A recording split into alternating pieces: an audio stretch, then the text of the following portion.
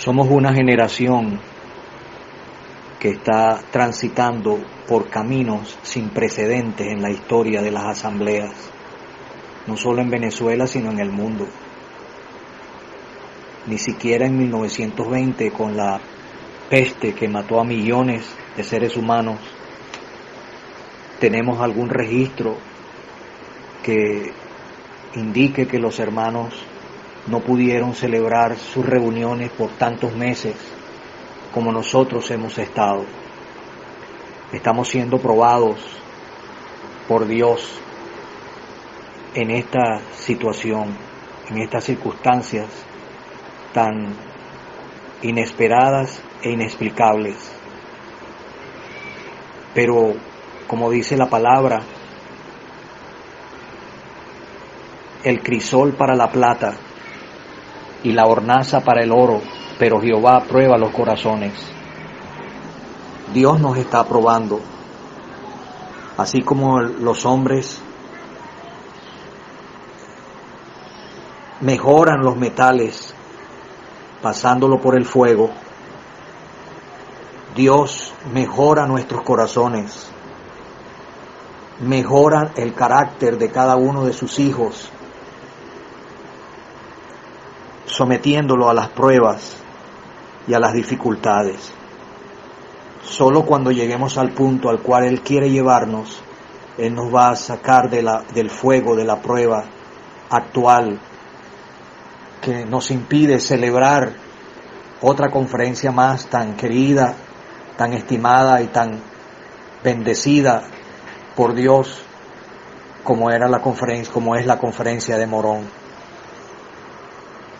Nos preocupa qué va a ser nuestra reacción, cuáles son nuestras reacciones, actitudes, qué consecuencias va a traer este periodo de prueba, cómo hubiesen reaccionado los pioneros, las generaciones que nos han antecedido. Esto nos lleva a pensar en lo que llamamos el síndrome de la generación siguiente. Cuando hablamos de síndrome, los médicos se refieren a un conjunto de síntomas y signos de una enfermedad. La generación siguiente tiene una tendencia natural a aceptar y resignarse al estado de las cosas alrededor. Ha perdido la visión de la generación anterior, el fervor por las cosas de Dios, por el Señor, el amor a Él, la devoción a Él, la obediencia a su palabra, el fuego para separarse. Y entonces la experiencia que pueden esgrimir los que pertenecen a una generación siguiente es una experiencia en la mayoría de los casos de segunda mano. No es por convicción propia, es la experiencia de otros que han oído, que así hicieron, que así enseñaron, que así practicaron, pero no es una convicción propia, personal, arraigada en la palabra de Dios. Hay mucha tibieza, mucha indiferencia, mucha complacencia en sí, mucha apatía a las cosas de Dios. Eso comienza cuando estamos empezando a dejar nuestro primer amor y se va haciendo peor. Se ha visto y se halla más intensamente en este libro de los Jueces este síndrome. Uno ve y ha visto en su corta experiencia que el fervor de unos padres piadosos se convierte en el formalismo de unos hijos de esos padres, y después en el fastidio y la apatía de unos nietos. Para analizar esta realidad, prepararnos para escribir una historia distinta basándonos en las porciones señaladas en este libro de los Jueces, junto con otras que se mencionan, brevemente vamos a considerar esto bajo 3 proposiciones. Primero, la conquista de Canaán. Ver el nivel de la experiencia gloriosa, grandiosa, bendita que experimentó una generación anterior. El mismo libro de Jueces comienza haciéndonos pensar, conectándonos directamente con la conquista de Canaán, porque comienza diciendo: aconteció después de la muerte de Josué. La muerte de Josué, de este capitán que introdujo a Israel en Canaán, que conquistó la tierra que se conquistó y que repartió la tierra a las tribus. La muerte de él marcó un antes y un después, marcó a una generación anterior y se contrasta con la generación que se levantó después, porque tristemente en este libro de los Jueces encontramos que después que él murió, fue sepultado, hubo una generación que le sobrevivió, pero que había visto las obras de Dios, que habían conocido a Josué, que habían sido influenciados por él de tal manera para que fueran fieles a Dios y no se volvieran a la idolatría de las tierras alrededor. Pero murió esa generación y se levantó después de ellos otra generación que no conocía a Jehová ni la obra que él había hecho por Israel. Entonces tenemos que considerar la conquista de Canaán, pero también quisiera dedicar unos minutos a el costo de la carnalidad. Decimos esto por el movimiento que nos produce tanta tristeza y tanto impacto en nuestros corazones. En el capítulo 2, versículo 1, dice que el Hijo de Dios, el ángel de Jehová, subió de Gilgal a Boquín. Gilgal había sido el punto estratégico, clave, importante en el libro de Josué, en la conquista de Canaán. Se llama Gilgal porque allí rodó la carne. Cuchillos afilados cortaron los prepucios. El pueblo se sometió a Dios, renovó la circuncisión y Dios estuvo allí. Ese fue el centro de las campañas en el libro de Josué, en la conquista de la tierra. Pero ellos habían abandonado a Dios. Ellos no querían más Gilgal. El Señor había estado allí donde ellos lo habían dejado, pero ahora en juicio, en castigo, se mueve de Gilgal a un punto que luego es llamado Boquín, porque cuando Él habla con ellos, ellos lloran. Israel lloró, se lamentó. Dios le deletrea en las palabras que les habla, les deletrea el costo de la carnalidad. Tenemos que considerar eso para evitarlos nosotros, no cometer los errores, no dar los pasos hacia el desastre que ellos dieron. Y por último, una nota elevada: el cambio por la consagración, centrando nuestros pensamientos un poquito en el primer juez que Dios levantó, en el primer libertador, en el primer salvador, Otoniel, y la historia de él, como nos cuenta las Sagradas Escrituras, estos 2 libros. La conquista de Canaán. ¿Cómo fue posible que Israel disfrutó, experimentó los portentos de Dios? Ahí está el registro en el libro de Josué de las hazañas de Israel. Cómo Dios lo metió en Canaán y le dio victoria tras victoria sobre sus enemigos. Está un pueblo unido, siguiendo al hombre que Dios ha levantado, al líder, al capitán, a Josué, que tiene la unción, la bendición, el toque de Dios. La palabra de Dios es central en ese libro, en ese periodo, en esa generación. Qué diferente con el libro de Josué, aunque el libro de Josué, qué diferente con el libro de Jueces, aunque los dos están juntitos, son dos polos opuestos. Allí en el libro de los Jueces está en una larga y triste historia de derrota y derrotas.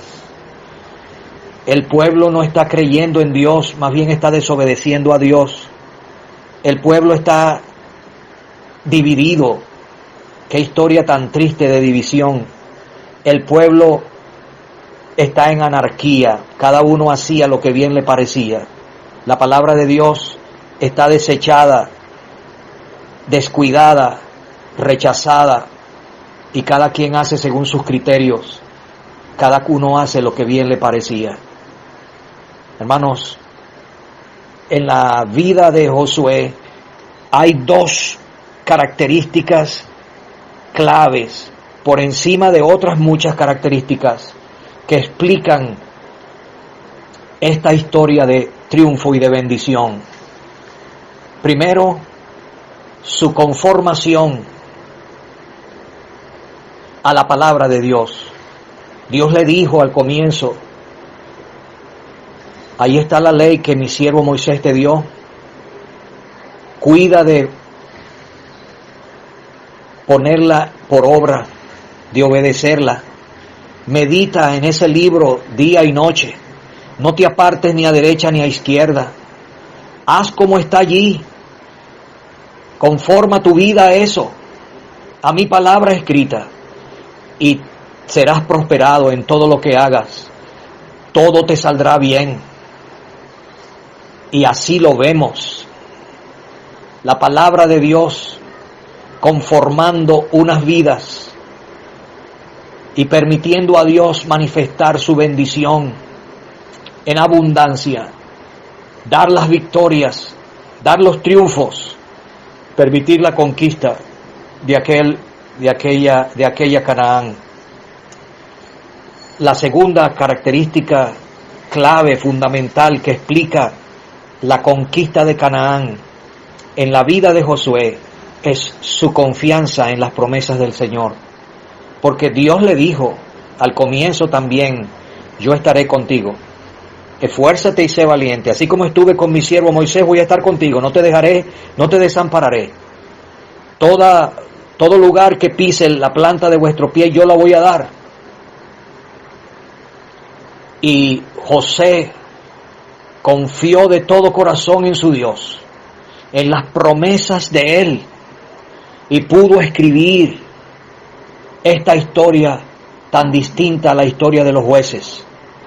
Así nosotros, hermanos, tenemos este ejemplo. Podemos construir nuestras vidas sobre la palabra de Dios y podemos confiar de todo corazón, con todo nuestro ser, en las promesas de Dios. Dios no ha cambiado, Dios no ha muerto, Él cumple sus promesas. Allí en el capítulo 21 de Josué, versículo 45, están esas preciosas palabras. Después de repartir la tierra, dice: no faltó palabra de todas las buenas promesas que Jehová había hecho a la casa de Israel. Todo se cumplió. Queremos escribir una historia para la gloria de Dios y para la bendición del pueblo de Dios. Bueno, ahí está el ejemplo, la conquista de Canaán. Pero tenemos que considerar entonces el costo de la carnalidad. ¿Cómo fue posible que ese mismo pueblo, esa misma nación que había visto estas maravillas en el libro de Josué, ahora llega tan bajo, se aleja de Dios y llega a la desgracia que están descritas con aquellas dos historias al final del libro, capítulo 17 hasta el capítulo 21, historias de apostasía, historia de inmoralidad, de violencia, de guerra intestina. ¿Cómo fue posible? Ellos, primero, perdieron la comunión íntima con Dios al desobedecer sus mandatos, al no hacer lo que Él les mandó. Trataron de obedecer, pero lo hicieron parcialmente. Obediencia parcial es desobediencia. Y eso en el capítulo 1 de los Jueces está eso. Se disponen a conquistar la tierra. Dios le había dicho a Josué en un momento dado: tú eres muy avanzado en edad, ya eres viejo, para de seguir peleando, deja que Israel conquiste las grandes cantidades, porciones de tierra que faltan por conquistar, reparte la tierra. Él así lo hizo. La siguiente generación tenía la responsabilidad y el reto de conquistar lo que la generación anterior no había conquistado, porque ninguna generación del pueblo de Dios agota todo lo que Dios quiere que se haga. El reto de la siguiente generación no es conformarse a la condición, al estado de las cosas, sino a partir de lo que han alcanzado en la anterior generación, proceder, adelantarse y escribir una historia para Dios en su generación. Ellos perdieron la comunión con Dios. Ellos no vinieron a Dios, a Gilgal, llorando, confesando sus faltas, sus pecados y su debilidad, y renovando su confianza en Dios y pidiendo su auxilio. No, le dieron la espalda y entonces lo olvidaron. Segunda cosa que hicieron, ya no es pecado de omisión, sino pecado de comisión. No le dieron gracias. No recordaron conscientemente y voluntariamente la gracia de Dios, todas sus bondades, todo lo que Él había hecho a favor de ellos. Olvidaron a Él. Se centraron no en el Dios que le dio las bendiciones, que le dio la tierra, que hizo los portentos a su favor. No, se centraron en las bendiciones que tenían. Se centraron en ellos mismos. Se olvidaron del Señor, no le dieron gracias. Y en tercer lugar, en su camino de descenso hacia el desastre, ellos rechazaron la palabra de Dios.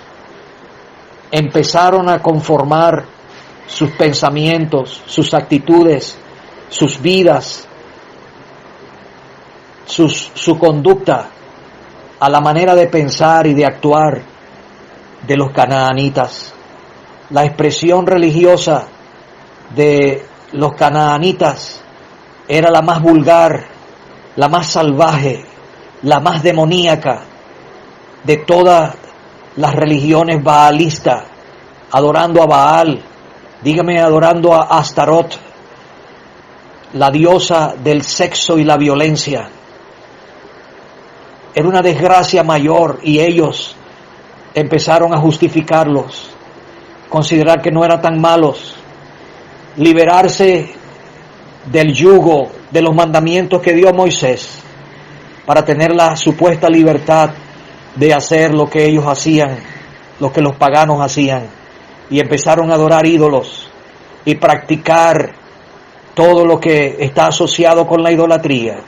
Dios tenía que castigarlo. El costo de la carnalidad, en vez de acoplar su vida, sus pensamientos a lo que Dios dice en su palabra, empezaron entonces a acoplarlo, a centralizarlos en las opiniones e impulsos y deseos de su naturaleza pecaminosa. Hermanos, cometieron un error grande al no mantener la separación. Dwight Moody dijo: el lugar del barco es el mar, pero Dios tenga piedad del barco cuando las aguas del mar empiezan a entrar en ese barco. Así, hermanos, nosotros no podemos pretender, como hizo Israel en este tiempo, estar parcialmente consagrado a Dios y otra parte no darla a Dios, sino darla al mundo. Porque vamos a perder lo mejor de ambos mundos y vamos a sufrir las consecuencias de esa obediencia parcial y de ese rechazo a la palabra de Dios total. ¿Por qué? Porque Dios tiene que castigar. Dios no cambia, no os engañéis, Dios no puede ser burlado. Todo lo que el ser humano sembrare, eso también segará. El que siembra para la carne, de la carne segará corrupción. El que siembra para el espíritu, del espíritu segará vida eterna. Tenemos que pasar pues a esta nota elevada para terminar. Otoniel. Si Israel experimentó 7 veces la esclavitud a naciones extranjeras, abarcando un periodo como de 121 años, Dios levantó, cuando ellos se humillaron y se arrepintieron y clamaron y suplicaron, Dios en su compasión le levantó jueces. Ahí está Otoniel. Otoniel es el hombre de Dios para el momento. Dios no improvisa líderes. La palabra de Dios habla del comienzo de su carrera. Años antes ya le había mostrado cuáles eran sus actitudes, sus convicciones. Impulsado, animado por Caleb. Caleb había conquistado esa fortaleza. El padre con sus 3 hijos gigantes. Kiriat Arba, él la conquistó. Pero quedaba todavía una fortaleza. Él dijo, el que suba a Kiriat Sefer y tome a Kiriat Sefer, yo le doy mi hija Axa por mujer. Impulsado, animado. Judá pudo sacar los enemigos y destruirlos de las montañas porque había un Caleb. Pero para las llanuras no había otro más. No hubo otro más en la tribu. Tenían carros errados. Dios pudo darle el triunfo. Pero ellos en el primer momento obedecieron parcialmente. Pero aquí está Otoniel. Él toma Kiriat Sefer, consigue su esposa, la convence para que le pida a Caleb esta otra bendición. Y Caleb le da fuentes de agua arriba y abajo, fuentes de arriba, fuentes de abajo. Conocieron no solamente el poder del amor, sino el poder de la oración. Y entonces no solamente vemos el comienzo de su carrera, sino la consistencia en su casa. Porque no fue que ellos empezaron bien y después se desinflaron, cedieron, la corriente del mundo y del desvío de la nación se los llevó. No. No fue tampoco que ellos mantuvieron sus convicciones, pero le dieron licencias a sus hijos para que se juntaran al mundo y hicieran lo que más les gustaba. No, tampoco. Los nombres de sus hijos están en 1 Crónicas capítulo 4. Por el significado de esos nombres, yo deduzco el ejercicio de Otoniel y de Axa criando a sus hijos, entendiendo la debilidad, la fragilidad de ellos, de su corazón. No tenían las fuerzas en sí mismos, el terror que tenían de pecar contra Dios, de desagradarle y de criar hijos que fueran a ser arrastrados por ese mundo malo. Ellos lograron crear una habitación, un refugio seguro, separado del mundo, que criara a sus hijos y guiarlos por los caminos rectos del Señor. Esos son los que Dios puede usar. Ahora, no solamente se nos dice de el coraje, las habilidades, la fidelidad, los privilegios de pertenecer a una familia tan especial de Otoniel y de Axa. No, lo que fue decisivo fue que el Espíritu de Dios vino sobre él. Literalmente el Espíritu de Jehová se vistió de Otoniel. Y aquí tenemos entonces la consagración de su cuerpo. Si todo el cuerpo está puesto sobre el altar, todo el ser está consagrado a Dios. Y Dios puede usar a cuerpos consagrados, a vidas que se consagran sin reservas.